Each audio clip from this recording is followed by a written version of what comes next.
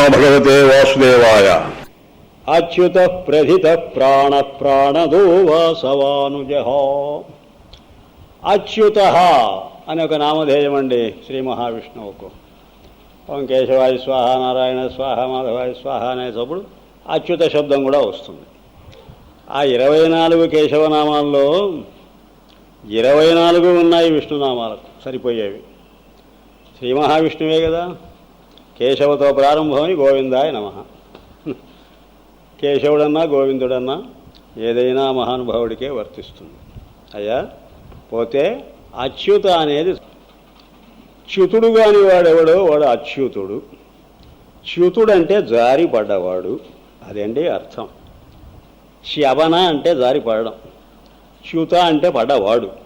ఎవడా పడ్డవాడు? జీవుడా ఈశ్వరుడా? ఈశ్వరుడు పడితే జీవుడయ్యాడు. జీవుడు కాదు పడది, ఈశ్వరుడు పడి ఆ పడ్డవాడికి జీవుడని పేరు పెట్టారు. ఎంచేతనంటే పడకముందు ఎవడు వాడు? అది ప్రశ్న. జీవుడు ఒకడుండి పడలేదు, పడిన తర్వాత జీవుడయ్యాడు. పడకముందు వాడు ఈశ్వరుడు. కనుక ఒకే ఒక ఈశ్వరుడు. పడకుండా ఉంటే అచ్యుతుడు, పడితే చ్యుతుడు. అచ్యుత అనే మాటలో చ్యుత అనే మాట కలిసి వస్తున్నది. ఆ తీసేస్తే చ్యుతే, ఆ చేరిస్తే అచ్యుతే. చేర్చమంటారా తీసేయమంటారా? పడితే తీసేస్తాం, పడకుంటే కలుపుతాం. అది వ్యవహారం. ఇప్పుడు పడకుండా ఉన్నంత వరకు వాడు ఈశ్వరుడు, పడితే మాత్రం జీవుడు. ఆ పడకుండా ఉన్నప్పుడే వాడు ప్రథితుడు. ప్రథిత అనంటే ప్రథ ఉన్నవాడు. ప్రథ అంటే ప్రఖ్యాతి. బ్రహ్మాండమైన కీర్తి ప్రతిష్టలకు ప్రధాని పేరు. ప్రథిత అంటే అలాంటి కీర్తి ప్రతిష్టలు కలవాడు అని అర్థం. అచ్యుతుడుగా ఉన్నంత వరకు వాడి కీర్తి దిగంతాలు వ్యాపిస్తుంది. ఎంచేత వాడు సచ్చిద్రూపుడు గనుక. సచ్చిద్రూపుడైతేనేమి వ్యాపిస్తాడు గనుక. పడనంత వరకు వ్యాపిస్తాడు కదా. ఆ వ్యాప్తికే ప్రధాని పేరు. అలా వ్యాపించిన శ్రీ మహావిష్ణువుకే ప్రథితుడని పేరు. అయితే కండిషన్ ఏమిటి? వాడు జారి పడకూడదు.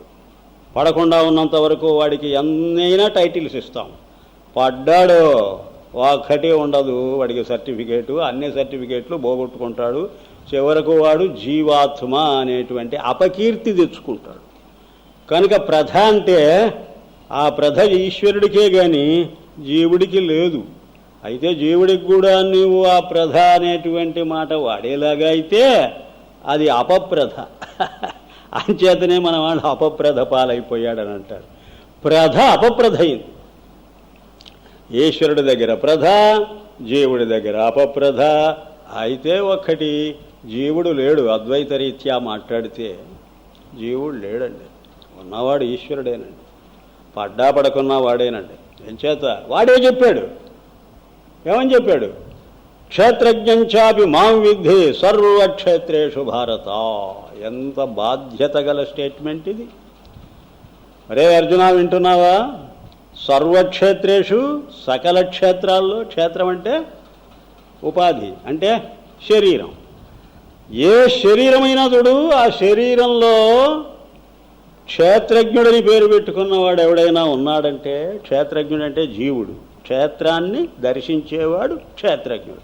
క్షేత్రం అంటే శరీరం.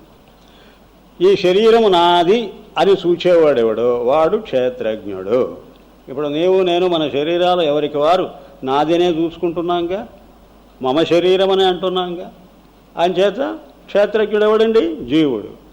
మరి ఆయన గారు ఏమంటున్నారో తెలుసా? మీది కాదు ఆ క్షేత్రం, నాది అని అంటున్నాడు. మీ ప్రాపర్టీ ఏమీ లేదు ఇక్కడ, అంగుళం కూడా లేదు మీకు. ఉన్న పొలాలన్నీ నావే అని అంటున్నాడండి. క్షేత్రజ్ఞం చాపి మాం విద్ధి, నేనేనని తెలుసుకో. ఎక్కడండి? సర్వక్షేత్రేషు, అన్ని శరీరాల్లో కూర్చున్నటువంటి వాడిని నేనేనంటే ఏమిటి అర్థం? ఇక జీవుడు ఎక్కడున్నాడు? జీవుడి ప్లేస్ అంతా ఈశ్వరుడే ఆక్రమిస్తే జీవుడికి ఇక్కడ స్థానం లేదు. కూర్చోటానికి, నిల్చోటానికి, పడుకోవటానికి వాడికి అవకాశమే లేకుండా చేసి పారేశాడు పరమాత్మ. ఎప్పుడైతే పరమాత్మ సర్వవ్యాపకుడని పేరు పెట్టావో అప్పుడు జీవుడికి స్థానమేది అని అడుగుతున్నాం. పడ్డా పడకున్నా అప్పటికి ఈశ్వరుడే ఉన్నాడు, మరి ఎవడూ లేడు. అయితే పడ్డాడని అన్నారు కదండి మీరు, అది భ్రాంతి అండి. పొద్దున్నే చెప్పాంగా మంచం నుంచి కింద పడడం అలాంటిదో, ఇది కూడా అలాంటిదే. జాగ్రత్తలో పడగా మనం స్వప్నంలో పడ్డాం. స్వప్నంలో పడ్డ పాటు కాదు, పడక మీదనే ఉన్నాం. కింద పడ్డామని అనుకున్నాం. నువ్వు పడ్డామని అనుకున్నంత మాత్రం చేత వాస్తవంగా పడ్డావా? అలాగే ఈ శరీరంలో వచ్చి పడ్డాం అని నీవు అనుకోవటం కూడా వాస్తవం కాదు. ఎంత ధైర్యం ఇచ్చే మాట ఇది. ఇప్పుడు ఎవరికి వాళ్ళం మనం మన శరీరంలో నేను నేను అనేటువంటి భావం ఏదైతే నిరంతరము మనకు స్ఫురిస్తున్నదో ఆ నేను ఎవరో కాదు పరమాత్మే అని నీవు ఎప్పుడైతే గ్రహిస్తావో, గుర్తిస్తావో అప్పుడు నీవు పరమాత్మవే. ఏ క్షణంలో ఇక్కడ ఉన్న నేను ఆ పరమాత్మే అని నీవు ఆలోచించావో అప్పుడు ఆ క్షణంలో నీ ఆలోచనలో ఉన్నదేది నాకు చెప్పు. నేను పరమాత్మను అని అనుకుంటున్నప్పుడు నీ మనస్సులో ఏ వృత్తి ఏర్పడుతున్నది, ఏ భావన ఏర్పడుతున్నది? పరమాత్మ తాలూకు ఆలోచనే వస్తున్నదిగా. బస్ పరమాత్మ తాలూకు ఆలోచన ఎప్పుడొస్తే, ఎంతసేపు ఉంటే ఆ క్షణంలో నువ్వు ఈశ్వరుడివే. ఎంత సులభ సాధ్యంగా ఉందంటే అద్వైత భావం పిలిస్తే పలికేలాగా ఉన్నది. నువ్వు పిలవాలి ఎటు వచ్చి, అది పలకడానికి రెడీగా ఉన్నది. అయితే నీ పిలుపు కోసం చూస్తున్నది. అదే సంకీర్తన అనే మాటకు అర్థం. నామ సంకీర్తన దగ్గర కూడా పిలుపేనని చెప్పారు. పరమాత్మను పిలవడం అన్నమాట. ఓ కమలాప్తయో వరదయో ప్రతిపక్ష విపక్ష దూరకుయ్యో కవివోగి వంజ సుగుణోత్తమయో శరణాగతామరానోకయో మునీశ్వర మనోహర ఓ విమల ప్రభావ. ఏమిటా గజేంద్రుడు ఓ ఓ ఓ అని మొరబెడుతున్నాడు. వాడు ఆ మొరబెడుతుంటే కదా ఆయన పరిగెత్తొచ్చాడు. అంటే ఆయన్ని కాపాడడానికి ఆయనే వచ్చాడన్నమాట. గజేంద్రుడు లేడు అక్కడ, జీవరూపంగా ఉన్నది పరమాత్మే. కనుకనే తన స్థానం దక్కించుకోవటానికి తాను పరిగెత్తిచ్చాడు. ఎవడి స్థానం అది? గజేంద్రుడు అంటే జీవుడండి. జీవుడి స్థానం ఏది? పరమాత్మదే. అంతటా ఆయనే వ్యాపించినప్పుడు వీడెక్కడున్నాడు, వాడెక్కడున్నాడు గుర్తిస్తే నీవు వాడే, గుర్తించకపోతే వాడు నీవే. ఇంతే మాట. గుర్తించకుంటే వాడు నీవు, గుర్తిస్తే నీవు వాడు. గుర్తింపులో ఉన్నది జీవేశ్వర ఐక్యం.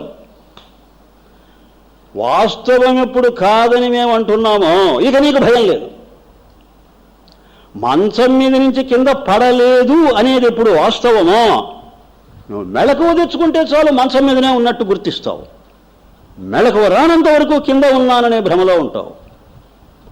వస్తు సిద్ధంగా నువ్వు కింద లేవు, నీకు ఇంకేం భయం?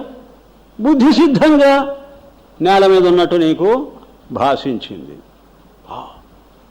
ఈ భావం ఎంతసేపు చెప్పుకుంటుంటే అంత ఆనందంగా ఉంటుంది. చెబుతూ ఉంటే నాకు వదిలిపెట్టాలనేటువంటి బుద్ధే పుట్టదు. సాధకుడైనటువంటి వాడు ఈ భావాన్ని నిరంతరము ఆవృత్తి చేసుకుంటూ ఉండవలసిందేనండి. ఇదేనండి జపం, ఇదేనండి తపం, ఇదేనండి ధ్యానం, ఇదేనండి సమస్తం, ఇంకేది లేదు. అచ్యుత అనే మాట రేపు మనకు మాండూక్యోపనిషత్తులో వస్తుంది. రేపంటే రేపు కాదు, ఎల్లుండి కానీ మర్నాడు కానీ తప్పకుండా వస్తుంది. గౌడపాదాచార్యుల వారు చెబుతారిక సాధన మార్గం అద్భుతంగా ఉంటుంది. అద్భుతం, అమోఘంగా ఉంటుంది. పట్టిన పట్టు విడవకుండా మాట్లాడుతుంటాడు ఆయన. ఆయన దర్శిస్తూ మాట్లాడుతున్నాడా అనిపిస్తూ ఉంటుంది. ఆ నిష్ఠలో కూర్చొని తనకు తానే చెప్పుకుంటున్నాడా అని కూడా నాకు అనిపిస్తూ ఉంటుంది. ఈ అచ్యుత అనే మాట అక్కడ వస్తుంది. తత్వాన్నచ్యుతో భవేత్ అన్నాడు ఆయన. తత్వము నుండి నీవు చ్యుతుడవైపోవద్దు, జాగ్రత్త. చ్యుతుడు జారి పడకు, అలాగే ఆగిపోవు. అదే నీకు పరమపద ప్రాప్తికి సోపానం. అప్పుడే నీవు ప్రథితుడి అనిపించుకుంటావు. నీ కీర్తి ప్రతిష్టలు ఎక్కడ పడితే అక్కడ వ్యాపిస్తాయి. ప్రాణ అయితే ఒక్క మాట, నీవు పడ్డానని అనుకున్నావా జీవుడవైపోతావు. అప్పుడు నీకు ప్రాణానికి నువ్వు వశమైపోతావు, కానీ నీ వశంలో ప్రాణం ఉండదు. నీ వశంలో ప్రాణం ఉండదు, ప్రాణం అధీనంలో నీవు ఉండిపోతావు. ప్రాణం ఎంతకాలం ఉంటే అంతకాలం బతుకుతావు, ప్రాణం పోతే నువ్వు పోతావు. నువ్వు రమ్మంటే ప్రాణం రాలేదు, పొమ్మంటే అది పోదు. ప్రాణందే పై చెయ్యి. నువ్వు జీవభావం వదలకుండా పడున్నావనంటే ఈశ్వరుడివి అయ్యావో ప్రాణము నీ వశంలో ఉంటుంది. ప్రాణ ఆయన చలిస్తాడు, నువ్వు చలిస్తావు. ఆ చలనానికే ప్రాణమని పేరు. జీవుడి చలనమేమో ప్రాణానికి అధీనమై, ఈశ్వరుడి చలనమేమో ప్రాణాన్ని స్వాధీనం చేసుకొని. కనుకనే అమ్మవారికి ప్రాణమని పేరు, అయ్యగారికి జ్ఞానమని, అమ్మగారికి ప్రాణమని. జ్ఞాన ప్రాణాలు రెండూ కలిసి ఉండడమే శివశక్తి ఐక్యం. మనలో కూడా శివశక్తి ఐక్యం ఉన్నది. గణపతులలో ప్రాణము జ్ఞానము కలిసే ఉన్నాయి. ఆ జ్ఞానమే మనస్సు. కనుకనే మనం జీవాత్ములమయ్యాం. జీవ అనే మాటలో ప్రాణం ఉంది, ఆత్మ అనే మాటలో జ్ఞానం ఉంది. కనుక జీవాత్మ అంటే జ్ఞాన ప్రాణాలు రెండూ ఉన్నవాడెవడో వాడు. అయితే పరమాత్మలో కూడా జీవం ఉన్నది, ఆ ప్రాణం ఉంది. ఆ శక్తి అదేగా. శివశక్తులలో శక్తి ప్రాణమేగా, శివ జ్ఞానమే కదా. మరి ఆయనకు నీకేమిటయ్యా తేడా? నీ ఎవరు చెప్పారు తేడా ఉందని? మేమేం చెప్పలేదే, తేడా లేదు. అయితే మరి ఏమీ తేడా లేకపోతే నువ్వు జీవుడు ఎలా అయ్యావు అని అడగండి. తక్కువ మోతాదులో ఉన్నాయి అవి, అందువల్ల మనం జీవులం. ఉండవలసినంత మోతాదులో లేవు. ఆయన ఆ జ్ఞానశక్తిని క్రియాశక్తిని పరిపూర్ణంగా దగ్గర పెట్టుకొని కూర్చున్నాడు. కనుక సర్వజ్ఞుడయ్యినాడు, సర్వసమర్థుడయ్యాడు. సర్వజ్ఞ అంటే జ్ఞానము పరిపూర్ణమని, శక్తి ఉన్నవాడని అంటే ప్రాణము పరిపూర్ణమని. ప్రాణం అంటే క్రియాశక్తి, ఏదో కాదు, అది క్రియాశక్తి. ఏ పని అంటే ఆ పని చేయగలిగిన సామర్థ్యానికి ప్రాణమని పేరు.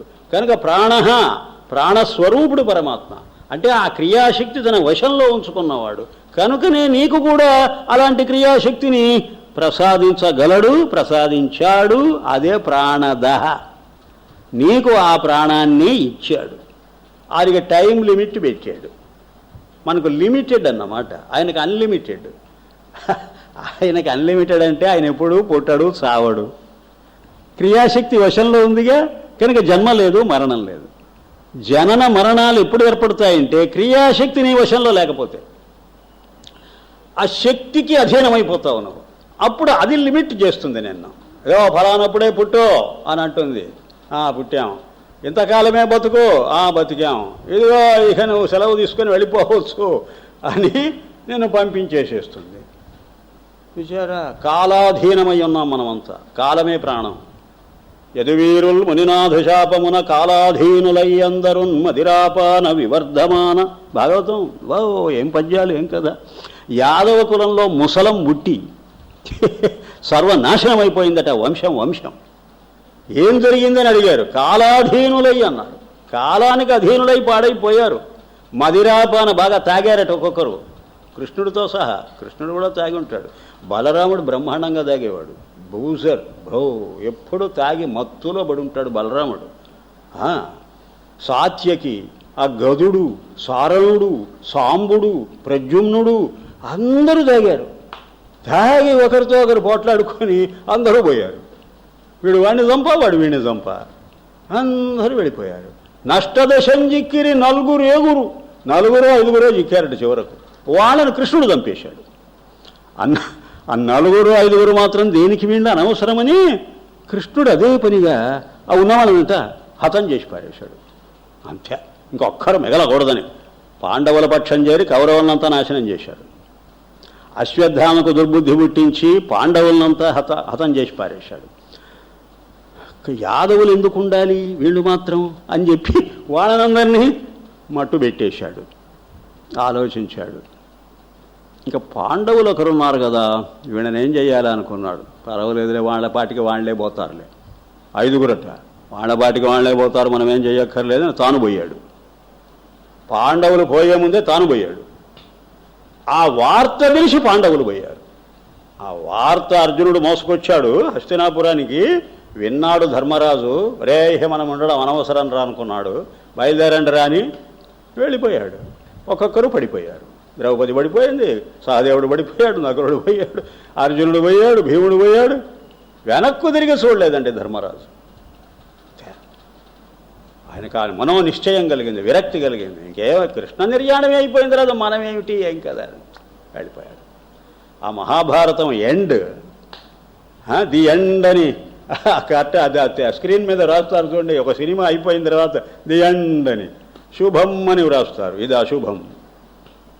అందరూ పోవడం ట్రాజడీగా ఏమిటి బ్రహ్మాండమైన విషయం. వేదవ్యాస మహర్షి మనసులో ఏముందో, ఈ లోకానికంతా ఏమి వదలుచుకున్నాడో సందేశం. అలాగే వాల్మీకి మహర్షి కూడా అందరినీ పంపించేశాడు. పంపించేసి రామ లక్ష్మణ భరత శత్రుఘ్నులు సీత వీళ్ళు మాత్రం ఉండడం దేనికనుకున్నాడు. ఆ లక్ష్మణుడిని పంపించేశాడు రాముడు.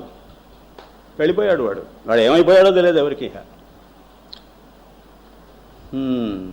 ఆ భరతుడికి ఎన్నో శత్రుఘ్నుడికి ఎవరే రాజ్యం చూసుకోండి రా, నేను వెళ్ళిపోతున్నాను. మేము వస్తాం అన్నయ్య, వద్దు నాతో రాకండి. ధర్మరాజులాగే వెళ్ళిపోయాడు. ఆ సరయూ నదిలో ప్రవేశించాడు. ఆ సరయూ నదిలో ప్రవేశిస్తూ ఉంటే సీతాదేవి అంతకు ముందే వెళ్ళిపోయింది.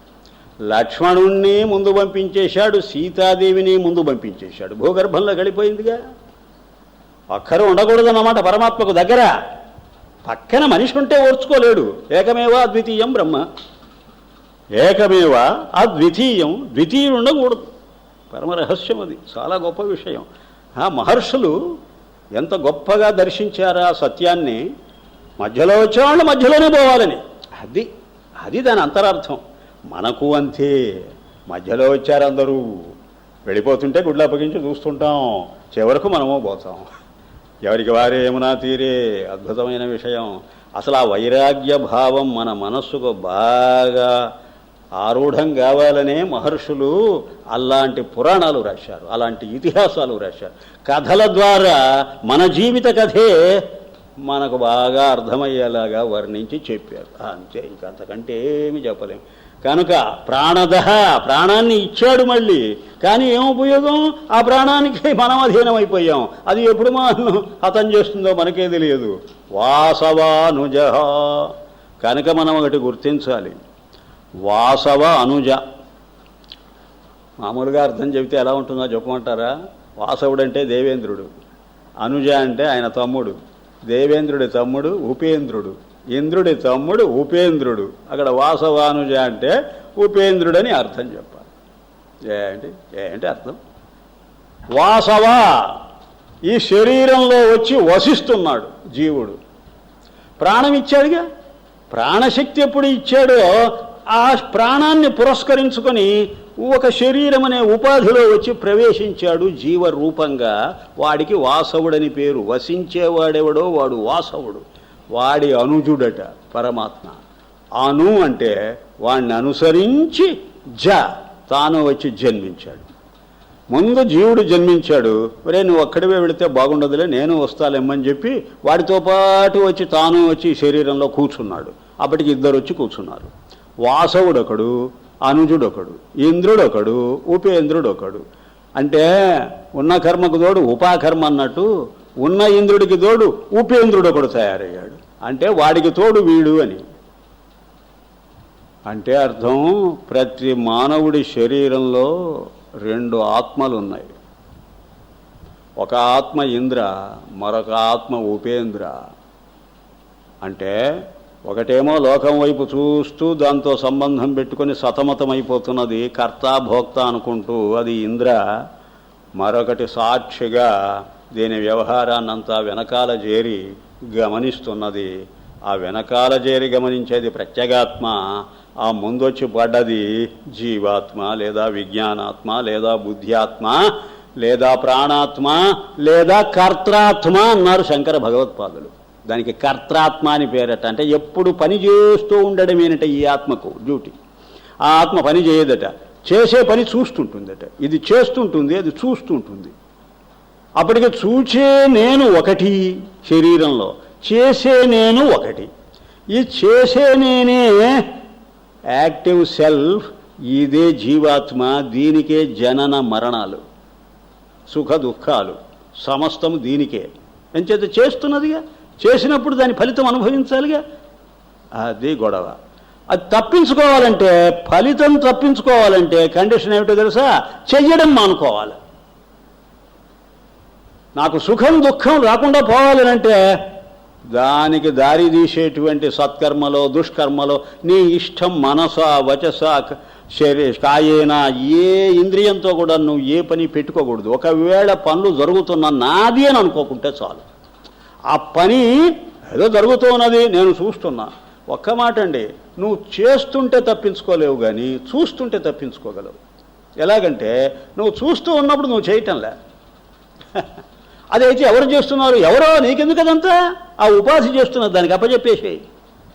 చాలా కష్టం, చాలా కష్టం ఇది. ఎవరిక మాట కాదు, నీవు ఆచరిస్తేనే తెలుస్తుంది దానిలో ఉండే మజా. ఊరికేదో ఇక వింటున్నాం చేస్తున్నాం అంటే కుదరదండి. దీనికే కావాలండి సాధనంతా.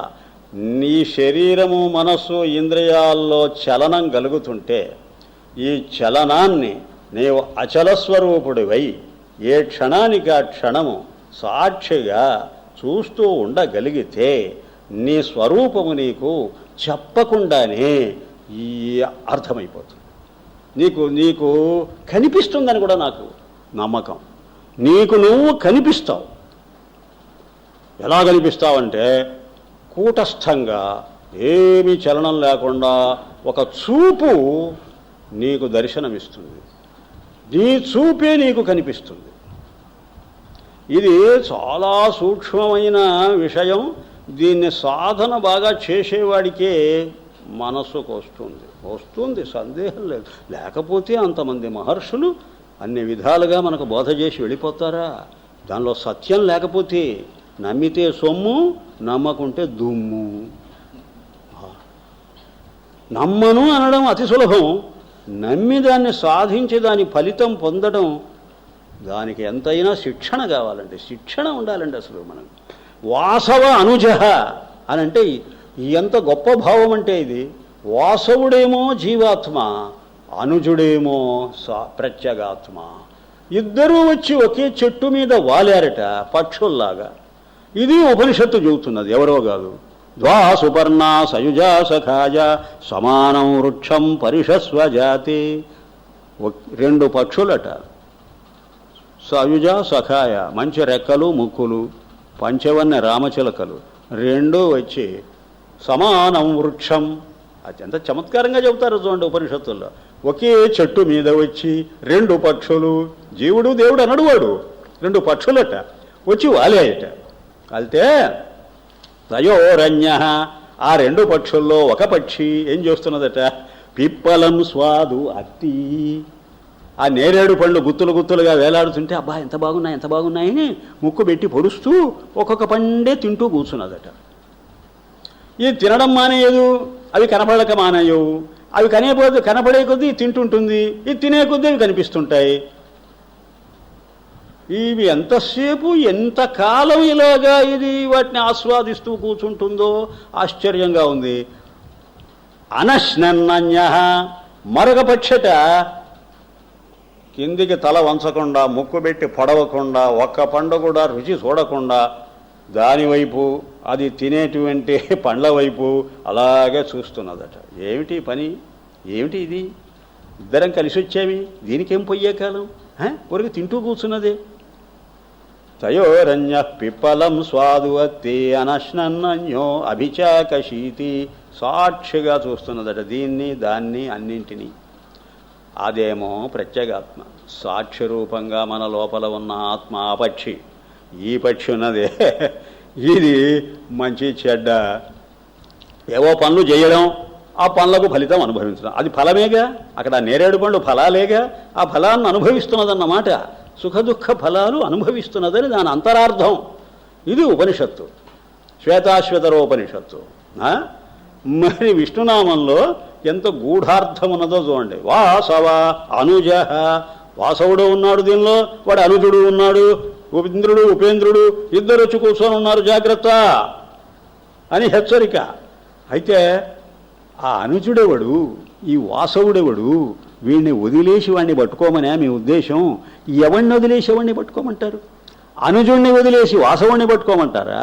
వాసవుణ్ణి వదిలేసి అనుజుణ్ణి, అంటే జీవుణ్ణి వదిలేసి ఈశ్వరుణ్ణి పట్టుకోమంటారా? లేక ఈశ్వరుణ్ణి వదిలేసి ఇద్దరు ఉన్నారుగా ఈ ఒక్క శరీరంలోనే? పొరపాటు. అలా ఎప్పటికీ భావించవద్దు. నువ్వు జీవుణ్ణి వదిలేసి ఈశ్వరుణ్ణి పట్టుకో. అంటే కర్తను భోక్తను వదిలేసి సాక్షిని పట్టుకో. అంటే అర్థం, నేను కర్తను భోక్తను అనుకోవటం మానేసి నేను సాక్షినేనని గ్రహించు. అధిష్టానం అంటే అర్థం అది. ఆరోపితం కాదు, నీవు అధిష్టానం. అంటే ఆ అనుజుడు ఎవడో కాదు, ఆ ఉపేంద్రుడు ఎవడో కాదు, ఆ లోపలికి వచ్చిన ప్రత్యేగాత్మ ఏదో కాదు, అది అధిష్టానం. అధిష్టానం అంటే అర్థం ఆశ్రయం, బేస్, ఆధారం. అధిష్టానం అనంటే మాటి మాటికి చెబుతున్నా, ఎన్ని రోజుల నుంచో చెబుతున్నా, విసుగు వేసట లేకుండా చెబుతున్నా. మీకు చెబుతున్నాను అనుకోవటం లేదు, నాకు నేను గట్టి చేసుకుంటున్నా. అధిష్టానం అంటే ఆధారం, పునాది లాంటిది. దాని మీద బిల్డింగ్ కట్టారు, ఎంతైనా గట్టు, ఆ గట్టిగా ఉండాలా పునాది, అది అధిష్టానం. అదే పరమాత్మ. ఆ పరమాత్మ అనే పునాది మీద 2 బిల్డింగులు కట్టారు. ఒకటి జగత్తు, రెండవది జీవుడు. ఈ రెండింటినీ నిర్మించింది ఆ పరమాత్మ అనే అధిష్టానం మీదనే. కనుక అది సాక్షి. ఎంత కట్టడం చేస్తున్నా, దాని మీద ఎంత నిర్మాణం జరుగుతున్నా ఏమీ చెక్కు చెదరకుండా ఉంటుంది. ఆ పునాది మాట్లాడదు, ఏమైనా కట్టుకోపోండి. ఆ ఆది వరాహం, ఆ ఆది కూర్మం, ఆది కూర్మం అని అంటే పరమాత్మ కూర్మావతారం ధరించాడుగా. ఆయన గారి పృష్ఠం మీద, ఆ కూర్మము యొక్క వీపు మీద మందర పర్వతాన్ని పెట్టి దేవతలు ఒకవైపు రాక్షసులు ఒకవైపు పట్టుకొని మరి మధించారుగా. ఆ పర్వతం ఎంత బ్రహ్మాండమైన వేగంతో తిరుగుతున్నా చలించకుండా కూర్చొనున్నాడు పరమాత్మ కూర్మావతారం ధరించి. అలాగే ఒక కూర్మావతారంలాగా మన మానవ శరీరంలో, ఈ మహాసాగరం సంసార సాగరంలో ఆ ప్రత్యేగాత్మ ఉంది. ఆ ప్రత్యేగాత్మ మీద ఇవన్నీ తిరుగుతున్నాయన్నమాట. మనస్సు తిరుగుతున్నది, మాటలు తిరుగుతున్నాయి, చేష్టలు తిరుగుతున్నాయి. ఇదంతా భ్రమణమే. ఈ భ్రమణాన్ని గమనిస్తూ ఉన్నది. ఈశ్వర సర్వభూతానాం, భగవద్గీత, హృద్దేశే అర్జున తిష్టతి భ్రామయన్ సర్వభూతాని యంత్రారూఢాని మాయయా. ఆ మాయాశక్తి ప్రభావం చేత తిప్పుతూ ఉన్నాడు సర్వభూతాలను అని అంటే మన మనస్సులు తిప్పుతున్నాడు, మన మాటలు తిప్పుతున్నాడు, మన చేష్టలు తిప్పు, మన శరీరాన్ని తిప్పుతున్నాడు. అసలు ఒక్కసారి ఈ ఏదో ఒక దివ్యశక్తి మన లోపల చేరి వీటన్నింటినీ తిప్పుతున్నదని నీవు ఆ దృష్టి పెట్టుకొని చూడవయ్యా. నువ్వు ఆ దృష్టి పెట్టుకో. అసలు గొప్ప సాధన అండి ఇది, నిరంతరం చెయ్యాలండి మనం. నువ్వు కంచంలో అన్నం వడ్డించారు, వచ్చి కూర్చున్నాం, చేత్తో కలుపుకుంటున్నాం, ముద్ద చేసుకుంటున్నాం, నోటి దాకా తెచ్చుకుంటున్నాం, నోరు తెరిచాం, తింటున్నాం, నవ్వులుతున్నాం, మింగుతున్నాం. నువ్వు అలా చూస్తుండు. ఎవరో కాదండి, మనం చేసే పని మనమే చూడాలండి.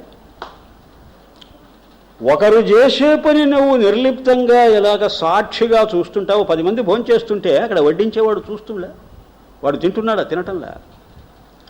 ఇంకొకడైతే అక్కడ కుర్చీ వేసుకుని కూర్చొని అందరికీ, బీదవాళ్ళందరికీ ఇదేది అన్న సంతర్పణ చేస్తుంటారుగా, భోజనాలు పెడుతూ ఉంటారుగా. అతను ఏం చేస్తుంటాడు? చూస్తుంటాడు, అందరికీ అందిందే పదార్థం, ఎరా బాగా వడ్డన చేస్తున్నారా? వాడేమి లేదు, సాక్షి అన్నమాట.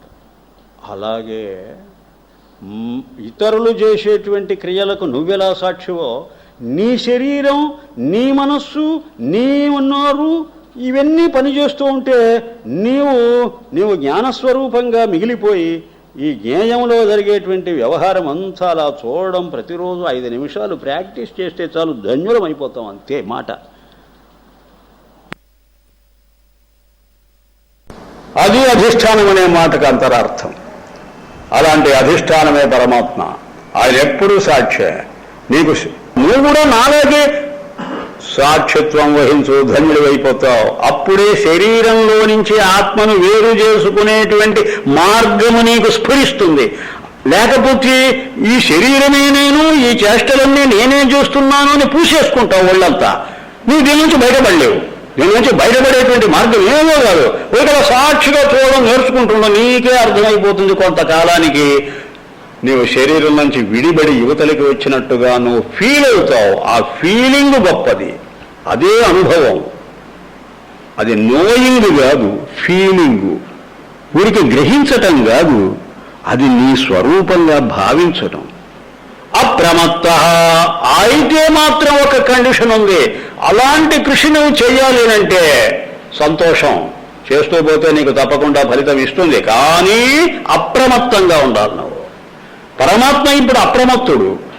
ఆయనకి ఎప్పుడు నిద్ర నిరసన లేదు, ఆయన ఎప్పుడు పొరపాటు పడడు, ఏమరుపాటు లేదు, అలాగే ఉండిపోతాడు. ఈ మొత్తం ప్రపంచ వ్యవహారాన్నంతా గమనిస్తున్నాడా లేదా? ఇప్పుడు దీనికి అంతటికీ ఈ కర్మసాక్షి, జగత్సాక్షి ఎవడండి?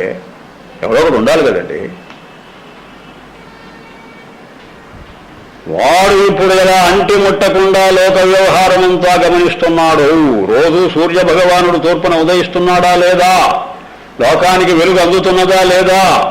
వీడే వెలుగునంతా అనుభవిస్తే వాడేమైపోవాలి? అమెరికా వాడు, అమెరికా అడుగు, ఇండియా కిందికి వెళ్ళిపో, నువ్వు చంద్రకాంతిని అనుభవించు. ఇప్పుడు వాళ్ళు సూర్యరశ్మి కోసం వేచి ఉన్నారు, వాళ్ళకు అందాలది. ఇవన్నీ ఎవరు శాసించి చెబుతున్నారు? చెప్పటం వరకే, చెయ్యటం కాదు. ఆయన చేయిస్తాడు, చేయిస్తాడే కానీ చెయ్యడు. అలాగే నీలో కూడా ఒక చేయించేవాడిని పట్టుకో, చేసేవాడి వైపోకు. నువ్వు చేసేవాడి వైపు పాడైపోతున్నావు. చేయించేవాడెవడో వాడు అప్రమత్తంగా ఉండాలట. వాడు ఎప్పుడు జారిపడ్డా దిక్కు మక్కు లేదు కనుక జాగరూకతతో ఉండాలి, అటెంటివ్గా ఉండాలి, సావధానంగా ఉండాలి, ఏమరుపాటు లేకుండా బతుకుతుండాలి. లేకపోతే అచ్యుతుడు చ్యుతుడైపోతాడు. ప్రతిష్ఠిత, అప్రమత్తంగా ఉన్నావునంటే ప్రతిష్ఠతో ఉంటావు, అంటే నిలదొక్కుంటావు, గట్టిగా నిలుస్తావు. లేకపోతే కదిలిపోతావు. ప్రమత్తుడైతే కదిలిపోతాడు, వాడే జీవుడు. కదలకుండా అలాగే ఉండేవాడు, వాడు అధిష్టానం, వాడే ప్రతిష్ఠితుడు. స కస్మిన్ ప్రతిష్ఠిత అని ప్రశ్న వచ్చిందండి. ఎక్కడ? ఛాందోగ్యోపనిషత్తులో. ఆ పరమాత్మ ఎక్కడున్నాడని అడిగారు. ప్రతిష్ఠ ఎక్కడ వాడికి అంటే వాడు ఎక్కడ నిల్చొని ఉన్నాడు అని అంటే స్వమహిమ్ని ప్రతిష్ఠిత అన్నారండి. వాడి మహిమలోనే వాడు ఉన్నాడన్నారండి. వాడి విస్తారంలో వాడు ఉన్నాడు. మహిమ అంటే విస్తారం అనే అర్థం. ఇప్పుడు ఆకాశం ఎక్కడుందో చెప్పండి, ఎంత చమత్కారంగా మాట్లాడుతున్నారు అంటే ఉపనిషత్తులో. ఆకాశం ఎక్కడ ఉన్నదని అడిగారండి. చెప్పలేవు, చేతగాదు. ఆకాశం ఎక్కడుండేదేమిటి? ఇప్పుడు ఇళ్ళు వాక్యాలు ఎక్కడున్నాయంటే ఆకాశంలో ఉన్నాయనవచ్చు. భూమి ఎక్కడున్నదంటే ఆకాశంలో, చంద్రుడు ఎక్కడో ఆకాశంలో ఉన్నాడు, నక్షత్రాలు ఎక్కడో ఆకాశంలో ఉన్నాయి. ఆకాశం ఎక్కడుంది? ఒకసారి ఆలోచించండి. ఏమని చెప్పాలి? ఉపనిషత్తు చెప్పింది. మరి ఏమని? ఆకాశం ఎక్కడుందా? స్వమహిమ్ని ప్రతిష్ఠిత, అది దాని ఆన్సరు. అంటే తన వైశాల్యంలో తానుందనాలట. వైశాల్యం ఆకాశమే, ఆకాశం వైశాల్యమే. ఆకాశం ఎక్కడుందని అడిగితే జవాబు చెప్పడానికి తనలో తానే ఉన్నది. అది అక్కడ, అదే స్వస్థత. అమ్మవారి నామం స్వస్థ అంటే ఏంటి? అమ్మవారు ఎక్కడుంది? ఆకాశం ఎక్కడుంది? అమ్మవారు సదాకాశం, అయ్యగారు చిదాకాశం. శివతత్వం ఎక్కడుంది? శక్తితత్వం ఎక్కడుంది? మాట్లాడుకో. దానిలో అదే ఉంది, దానిలో అదే ఉంది. ఎందుకంటే దానికి అన్యంగా మరి ఏదీ లేదు కదండి. ఒకటి మరో చోట ఉండాలి అంటే దీనికి దానికి తేడా ఉండాలి. దీనికి అది అన్యమై ఉండాలి. అన్యమైనప్పుడే దానిలో ఉంటుంది. అదే ఉన్నప్పుడు మరొకటి ఏదీ లేదని చెబుతున్నప్పుడు అది ఎక్కడ ఉండాలి అనే మాటకు నీవు సమాధానం ఏమి ఇవ్వాలి? దాని పాటికి అదే ఉన్నది, దానిలో అదే ఉన్నదనగా దాని పాటికి అదే ఉందని అర్థం. ఇప్పుడు మన జీవుడు ఎక్కడ ఉన్నాడంటే మనం ఏం చెబుతాం? మా శరీరంలో ఉన్నాడని చెబుతాం. అదే పొరపాటు. అంటే ఇప్పటికి జీవుడి యొక్క విస్తారాన్ని నువ్వు గుర్తించలే, అంచేత శరీరంలో ఉన్నాడంటావు. అంతేకాదు, ఇంకా పెద్ద అపరాధం ఏంటంటే నువ్వు ఎక్కడ కూర్చున్నావంటే నువ్వు పీఠ మీద కూర్చున్నావంటావు. అది మరీ అన్యాయం. జీవుడు శరీరంలో ఉన్నాడనన్నా కొంతవరకు మేలట. నీవెక్కడ ఉన్నావునంటే నేను ఇక్కడెక్కడో కుర్చీలో కూర్చున్నాను, బల్ల మీద కూర్చున్నాను, మరీ దారుణం. నీలో నువ్వే కూర్చున్నావని చెప్పగలిగితే అదేట అసలు గొప్ప సాధన. ఎవరికి వాడు ఏమనుకోవాలంటే నేను ఈ హాల్లో కూర్చున్నాను, ఎవరికేదో చెబుతున్నాను, నేను ఈ హాల్లో కూర్చొని వింటున్నాను అనుకోకూడదట. అంతే, నాలో నేనే ఉన్నాను. అనేసరికి నీకు ఇంకా అన్యం కనపడదు. నీకు ఇంకా హాలు వేలు సమస్తం ఏది కనపడదు. నీకు నువ్వే కనపడాలి. నీకు నువ్వే కనపడ్డప్పుడే నీపాటికి నువ్వు ఉంటావు. నీపాటికి నువ్వు ఉండడమే నీలో నువ్వు ఉండడం. నీకంటే అన్యం లేదననుకోవటమే స్వస్థత. ఆ భావం ఎప్పుడు వస్తుందంటారు? ఎప్పుడు వస్తుందనంటే నీకు అన్యంగా ఏది కనపడుతున్నా అది నీ ఆభాసే, నీవే మరో రూపంలో కనిపిస్తున్నావనేటువంటి ఆ అద్వైత భావాన్ని నువ్వు అర్థం చేసుకున్నప్పుడే అది వస్తుంది. మరికెప్పుడు రాదు. ఒక్క మాట, చుట్టూ అద్దాలు పెట్టుకొని మధ్యలో నిల్చు. అద్దాల మహల్ అని ఉంది కదండి, స్వామివారి అద్దాల మహల్ తిరుపతిలో. ఆ మహల్లో నిల్చు. స్వామివారికి అలంకారం చేసి ఏం చేస్తారో తెలుసా? తెచ్చి అక్కడ కూర్చోబెడతారు ఆయన్ను, ఆ వెంకటేశ్వర స్వామిని. ఆయన చూడటం లేదు కానీ మన స్వామి అయితే చూస్తాడు. ఆ స్వామి చూడడు పాపం. మనల్ని ఇక్కడ కూర్చోబెడితే ఏం చేస్తుంటాం? అద్దాలన్నీ చూస్తుంటాం. చూస్తూ ఉంటే ఏమవుతుంది? ఎవరు కనిపిస్తున్నారు నీకు చెప్పు? నీకు ఎవరు కనిపిస్తున్నారో చెప్పు. నీకు నువ్వే. అయితే ఎంతమంది ఉన్నారు? 1,000 మంది ఉన్నారు. లెక్కకేమో 1000 మంది ఉంటారు. అన్ని అద్దాలు ఉన్నాయి చుట్టూ. మరి అద్దంలో అద్దం ప్రతిఫలిస్తుంటుంది. ఇది చాలా అద్భుతమండి. ఈ దృష్టాంతం నాకు ఎప్పుడూ థ్రిల్లింగ్గానే ఉంటుందండి. నేను కనిపెట్టిన దృష్టాంతం ఇది చెబుతున్నా, పుస్తకాల్లో ఎక్కడ దొరకదు. ఒక అద్వైత భావం వంటబెట్టిన ఒక జీవన్ముక్తుడు ప్రపంచమనే అద్దాల మహల్లో నిల్చొని వాడు చుట్టూ చూస్తున్నప్పుడు ఈ ఘటపటాది పదార్థాలు కానీ బంధుమిత్రాదులు కానీ చేతన అచేతన అనేటువంటి తేడా లేకుండా సమస్త ప్రజానీకం సమస్త వస్తువులు ఎలా కనపడతాయి వాడికి? నన్ను నేను ప్రశ్న వేసుకొని నేను కొంచెం భావన చేస్తే నాకు స్ఫురించింది ఏమిటంటే, ఈ మొత్తం ప్రపంచం అద్దాల మహలైపోతుందేమో. ప్రతి అద్దంలో నా ముఖమే నాకు కనిపించినట్టు ఏ వ్యక్తిలో కూడా నా స్వరూపాన్ని నేను చూస్తున్నానేమో. చాలా గొప్ప. సర్వభూతస్థమాత్మానం భగవద్గీత. సమస్త భూతాలలో నన్నే నేను చూసుకోవాలి అని చెప్పే భగవద్గీత తాత్పర్యం ఇదేనేమో ఏంటి? ఇదే సందేహం లేదు. చేత ప్రతిష్ఠిత అనంటే ఎక్కడ ఉందండి ఆ అధిష్టానం అని అడిగితే ప్రతి ఆరోపితంలో ఉన్నది అధిష్టానం. ఎక్కడ ఉందో బంగారం అని అడిగితే ప్రతి కమ్మ, ప్రతి ముక్కు పుడక, ప్రతి గాజు, ప్రతి వడ్డానము, ప్రతి కాసుల పేరు, ప్రతి దానిలో ఉన్నది, ప్రతి అణువులో వ్యాపించినదనంటే ఎలా ఉంటుంది? అలాగే సమస్త వస్తువులలో సత్తు చిత్తు. మొన్న ఎప్పుడో చెప్పాను ఒక రోజు మీకు సంధ్యావలోకనం చేసేటప్పుడు. ఏ చూచినా అస్థి. ఏముంది విశేషం? వాడెవడో ఒక మహాకవి చెప్పాడే, ఏ దేశ చరిత్ర చూచినా ఏమున్నది గర్వకారణం అని అన్నాడే వాడు. అలాగే ఏ చూస్తే మాత్రం ఏమిటి పెద్ద విశేషం? అస్థి. ఇప్పుడు అక్కడ కూర్చోన్నాడు ఆయన అస్థి, నువ్వు కూర్చోన్నావు అస్థి, నేను కూర్చోన్నాను అస్థి, ఇది ఉన్నది అస్థి. ఇంకా ఏమిటి? ప్రాణం ఉన్నదా ప్రాణం లేదా అనే తేడా లేదు. ప్రతిదీ ఉంది. ఇంకొక మాట ఏమిటి? ప్రతిదీ ఉన్నట్టు భాషిస్తున్నది, స్ఫురిస్తున్నది. ఉన్నది ఉన్నట్టు స్ఫురిస్తున్నది. ఈ రెండు భావాలు పక్కన పెట్టి ప్రపంచాన్ని చూడు. నువ్వు చేతనైతే చూడలేవు. ఎంత ఛాలెంజ్ తెలుసా ఇది? అద్వైతుల ఛాలెంజ్. ఉంది ఉన్నట్టు స్ఫురిస్తున్నది బాస్. ఇదే సత్తు చిత్తు అస్థి భాతి. ఇదే పరమాత్మ. ఇప్పుడు ప్రపంచమంతా పరమాత్మనా? అంతటా వ్యాపించినదా విష్ణుతత్వం?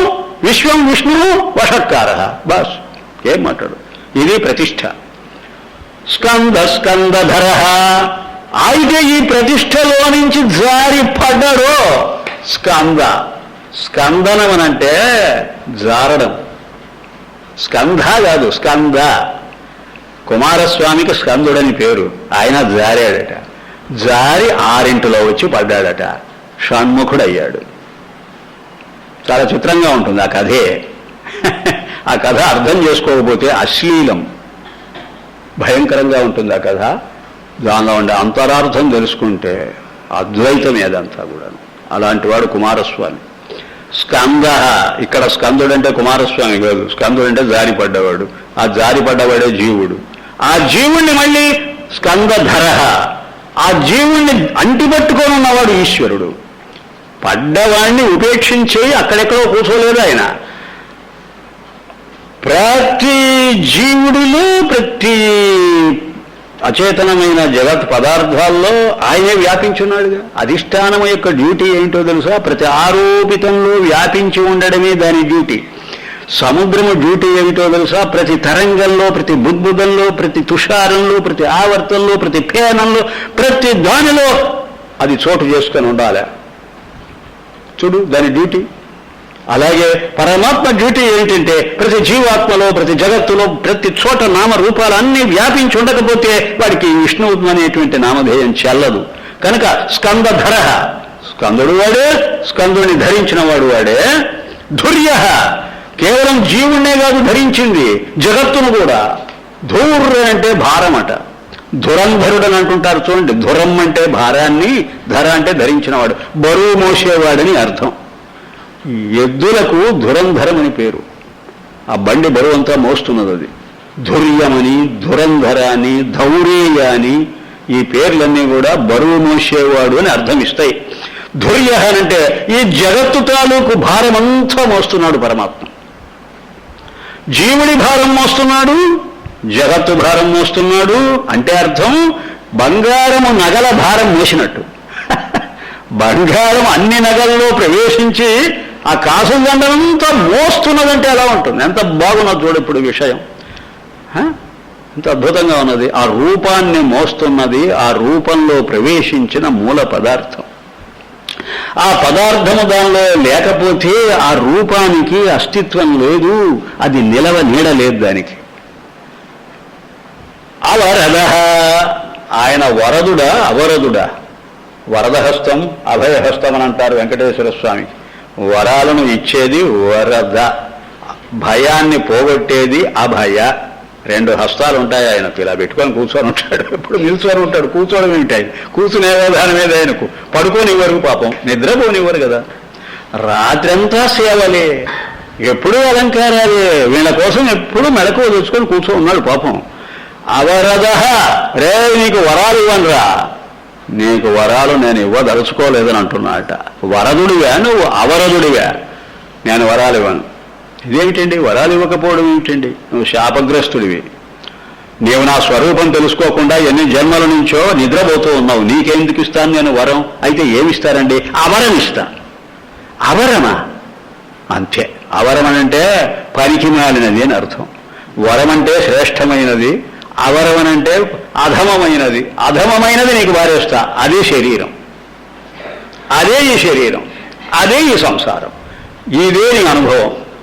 నీకు అశరీరమైన అసంసారికమైనటువంటి ఆ పదవి నీకు చస్తే రాదు. కారణం ఏంటంటే నీవు అజ్ఞానం అనేది వదులుకోకుండా దాంతోనే నువ్వు పాడైపోతున్నావు. అజ్ఞానం అనేదే నిన్ను ఈ స్థితికి తీసుకొచ్చింది. అంచేత నువ్వు అవరదుడి అయిపోవాలంటే శరీర ధారణ చేయక తప్పటం లేదు. అంతేకాదు ఈ శరీరం నిలవాలంటే ఒక 30 ఏళ్ళు, 40 ఏళ్ళు, 50 ఏళ్ళు, 60 ఏళ్ళు నీకెంత టైం లిమిట్ పెట్టాను, అంతవరకు నీకు ప్రాణవాయువు పనిచేస్తుంటుంది నీ శరీరంలో. వాయు వాహన, వాయు అనగా ప్రాణవాయువును, వాహన ఎప్పుడూ ప్రవహింపజేస్తూ ఉంటా. టైం బాంబులు, ప్రతి శరీరం ఒక టైం బాంబు అని చెబుతుంటా. ఎప్పుడు ఎక్స్ప్లోడ్ అవుతుందో చెప్పలేదు. పురిట్లోనే పోవచ్చు, 10 ఏళ్ల వయసులో పోవచ్చు, 30 ఏళ్ళకు పోవచ్చు, యాక్సిడెంట్లో పోవచ్చు. అయ్యో రామా, అసలు ఎవరు ఎప్పుడు చస్తారో చెప్పలేదు, ఎవడెప్పుడు పుడతాడో చెప్పలేవు, ఎవడెప్పుడు పోతాడో చెప్పలేవు. అంతేకాదు ఈ మధ్యకాలంలో ఎవడికి ఎప్పుడు ఏ కష్టము ప్రాప్తిస్తుందో చెప్పలేవు. అప్పటికి మొత్తం మన చేతిలో లేదు. అదే మన కర్మ. ఆయన వరం ఇవ్వకుండా మనకు అహరం పారేశాడు. ఇదిగో ఇంతకాలం బతుకు, ఆ తరువాత నీకు బతికే యోగం లేదని వాయు వాహనుడయ్యాడు. బృహద్భాను. అయితే ఒక అనుగ్రహం ఏమిటంటే ఆయన బృహద్భానుడు. బృహత్ అంటే అతి విస్తీర్ణమైన, భా అనగా చైతన్య ప్రకాశం గలవాడు గనుక నీకు కొంత పారేశాడు. సంతోషించు. ఆ జ్ఞాన కిరణాలను నీ మనసులో పెట్టి సృష్టించాడు నిన్ను. అవే వృత్తులు, జ్ఞాన వృత్తులు, ఆలోచనలు. మానవుడికి ఉన్నది గొప్ప ఆలోచన. ఇటు ప్రాపంచికమైన విషయాలు గ్రహించగలడు, అటు పారమార్థికమైన తత్వాన్ని అందుకునే ఆలోచన చెయ్యగలడు. ఆయన బృహద్భానువులో నుంచి నీకు సంక్రమించిన కొంత ప్రకాశం. వాసుదేవ వాసుదేవ సర్వత్రా వసిస్తున్న దేవుడైన దేవుడు అంటే ప్రకాశం కలవాడు, చైతన్య ప్రకాశంతో సర్వత్రా నివసిస్తూ ఉన్నాడు గనుకనే బృహద్భానుడు. బ్రహ్మాండమైన ప్రకాశం అది, చైతన్య ప్రకాశము. అది ఎప్పటి నుంచున్నదని అడుగుతావా? ఆదిదేవ,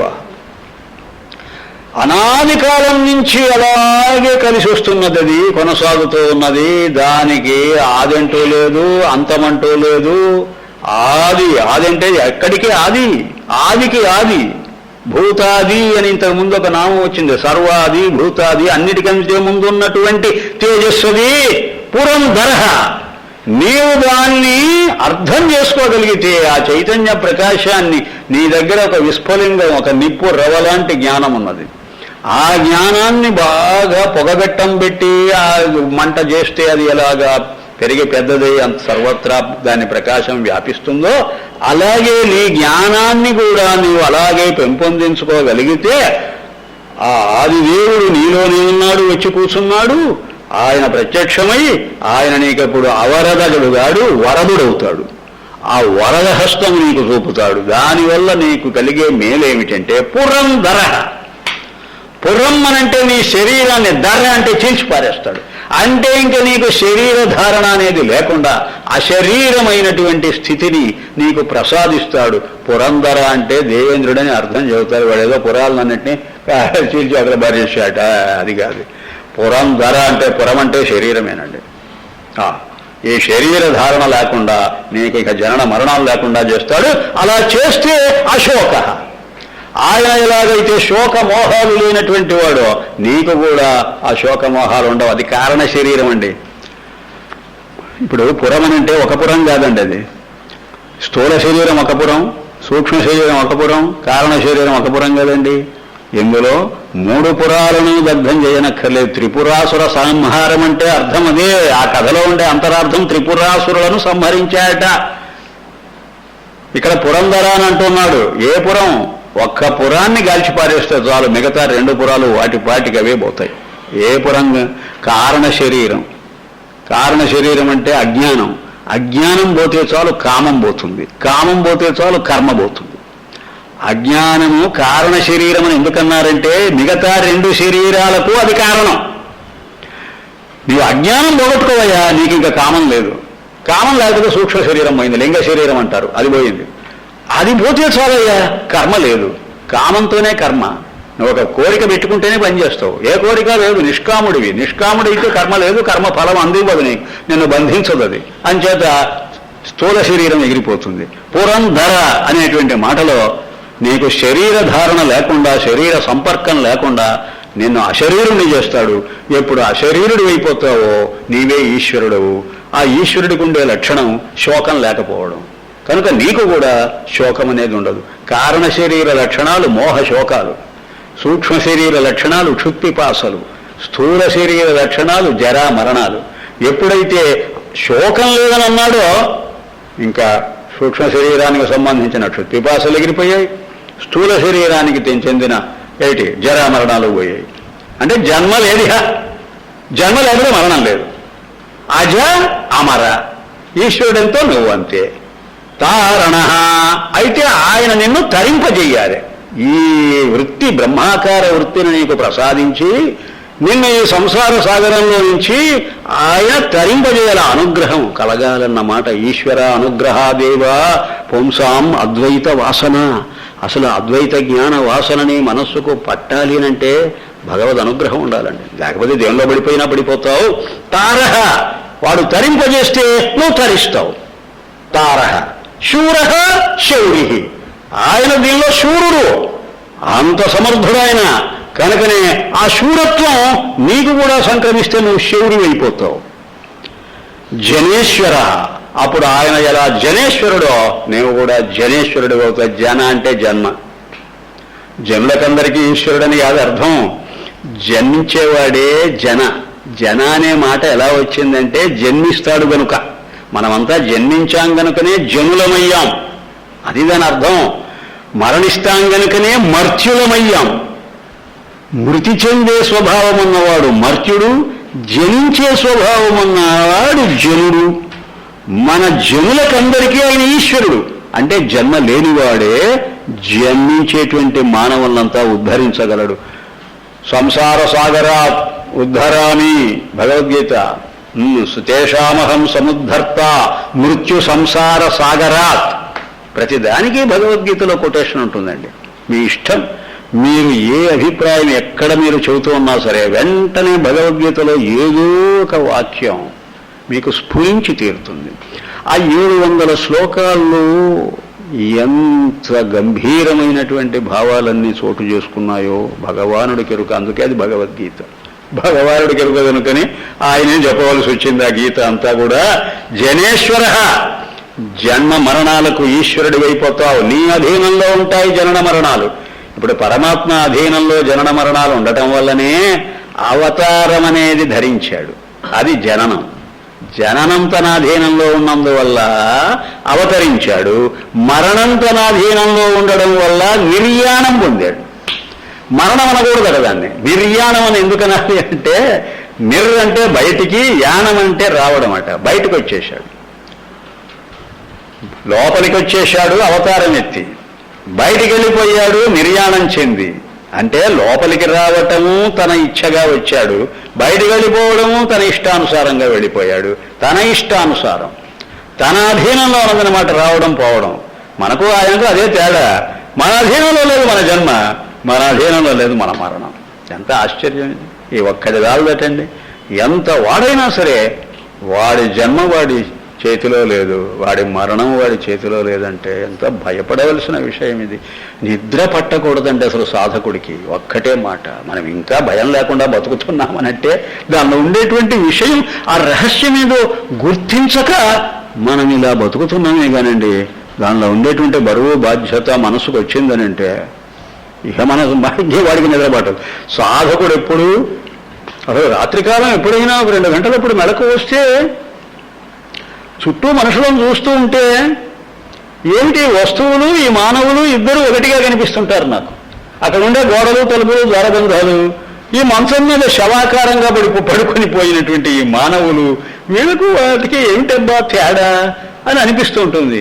నేను కూడా ఇంతవరకు నిద్రపోయానంటే చచ్చేపోయాను కదా, ఇప్పుడు కదా మళ్ళీ బతికి లేచి కూర్చున్నాను. బతుకు చావుకు తేడా ఏమిటి? అజ్ఞానంలో చావు, జ్ఞానంలో బతుకు కదా. ఇప్పుడు మనందరిలో పడిపోయారంటే ఒళ్ళు తెలియక నేనెవడను అనేటువంటి స్ఫురణ లేకుండా కదా పడిపోయారు. ఆ స్ఫురణ పూర్తిగా పోతే మరణం. అప్పుడప్పుడు కొంచెం రుచి చూస్తుంటే నిద్ర. ఆ నిద్ర కూడా ఏమిటి?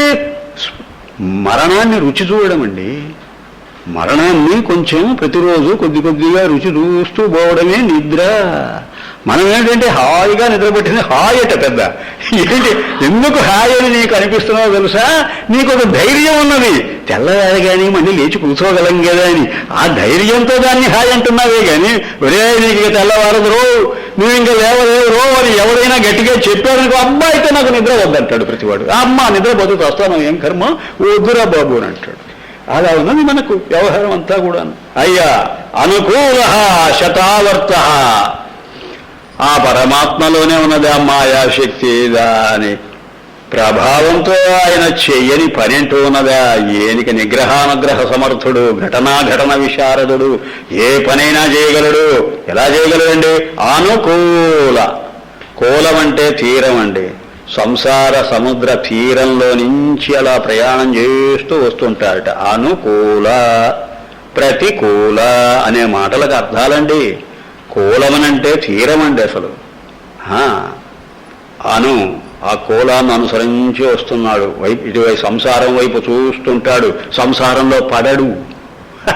అక్కడ చిత్రం ఏంటంటే కూలం అంటే ఒడ్డు, అను ఆ ఒడ్డు మీదనే తిరుగుతుంటాడు. తటస్థం అనే మాటకు అర్థం అదేంటి. తటం అంటే తీరం, స్థా అంటే ఉండడం, ఒడ్డును నిల్చొని ఉండడం అని అర్థం అండి. వాడు చాలా తటస్థంగా ఉన్నాడు రా, దేనిలో ప్రవేశించడు చేయడంటే ఎంత దూరం పోయింది అంటే దిగడన్నమాట. లోపలికి దిగడు, పైపైన మాట్లాడుతూ ఉంటాడు. వాడి తటస్థుడు అంటారు. అసలు అర్థం అది. ఆయన కూడా తటస్థుడు, అనుకూల. కూలం దగ్గరే ఉంటాడు కానీ లోపలికి ప్రవేశించడు. మనము లోపల ప్రవేశించి చూస్తున్నాం పూసుకొని. అది అనుకూల కానీ చూస్తుంటాడట. ఆ చూపుతో చూచేసరికి శతావర్త. ఆవర్తమనంటే సుడి.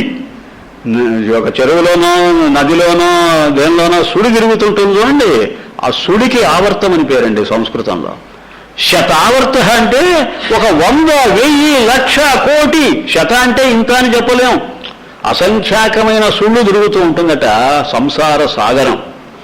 ఈ సాగరంలో అంతా సుడి తిరగడమేగా మనం ప్రతిరోజు చేస్తున్న పని. 24 గంటలు సుళ్ళు తిరుగుతూ కూర్చొని ఉన్నాం మనం. ఇవి ఆయన కోలం మీద నిల్చొని చూస్తుంటాడట. శతావర్త. ఇన్ని సుళ్ళు తిరుగుతూ ఉంటే చూస్తూ ఆ సృష్టించిందెవరు? ఈ సంసార సాగరాన్ని సృష్టించింది తానే. ఆ సాగరంలో ఈ భ్రమణమంతా దర్శిస్తున్నది తానే. పద్మిని. ఆ సుళ్ళేవోగావు తిరిగి పద్మాలుగా తయారైపోయాయట. తిరుగుతూ ఉంటేనే కదండి పుష్పం. అంటే పద్మమనంటే వర్తులాకారంగా ఉండేది అని అసలు అర్థం. ఆ వర్తులాకారంగా తయారవుతూ ఉన్నది ఎలా తిరుగుతూ ఉంటే గుండ్రంగా తయారవుతుంది.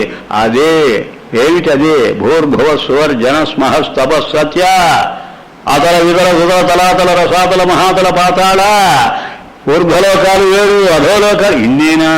ఇంకా ఎన్నున్నాయో? నక్షత్రాలు ఎన్నున్నాయి? కోటాన కోట్లు ఉన్నాయి. అవన్నీ సుళ్ళు తిరగడం. భూమి తిరుగుతున్నదిగా. తిరగని పదార్థం అంటూ ఉన్నదా? అండాండాలు తిరుగుతున్నాయి, బ్రహ్మాండం తిరుగుతున్నది, పిండాండాలు తిరుగుతున్నాయి. మనము పిండాండాలం అంటే తిరుగుతూనే ఉన్నాం. మన మనసు తిరుగుతుంటుంది, మన మాట అంతా ఆవర్తమే. ప్రతి ఒక్కటి పద్మమే. శరీరంలో కూడా పద్మాలు ఉన్నాయి. మూలాధారం దగ్గర నుంచి సహస్రారం వరకు వాటికి పద్మాలనే పేరు. పద్మనిభేక్షణ. అయ్యా ఇవన్నీ ఎలా తయారయ్యాయండి? ఆయన అడిగితే చెబుతాడు. పద్మనిభ ఈక్షణ. ఈక్షణం అంటే చూపు, ఈక్షణం అంటే చూడటం. ఒకసారి అలా చూచాయట. చూచేసరికి పద్మాలు తయారయ్యాయట. నిభం అంటే నెపం అని. అంటే ఇవన్నీ ఉన్నాయని ఒక నెపం. ఆయన దృష్టే సృష్టి. దీనికి అద్వైతులు దృష్టి సృష్టి అని పేరు పెట్టారండి. అద్వైతానికి చాలా పేర్లు ఉన్నాయి, అందులో దృష్టి సృష్టి అంటే అక్కడ సర్పం తయారైందా? దృష్టే సృష్టించింది ఆ సర్పాన్ని. అలాగే పరమాత్మ దృష్టే ఈ మొత్తం అండపిండ బ్రహ్మాండాలన్నింటినీ సృష్టించింది అని చెబితే ఎంత అద్భుతంగా ఉందో చూడండి. ఓం శాంతి శాంతి శాంతి.